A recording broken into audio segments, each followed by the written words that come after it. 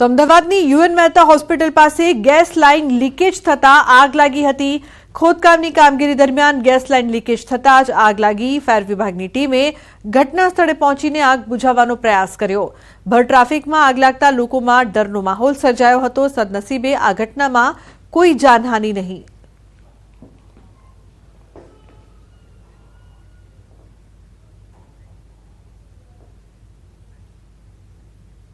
અને મહત્વપૂર્ણ સમાચારની વાત કરીએ તો રાજ્યના 20 જીએસ કેડરના અધિકારીઓને અપાઈ બઢતી।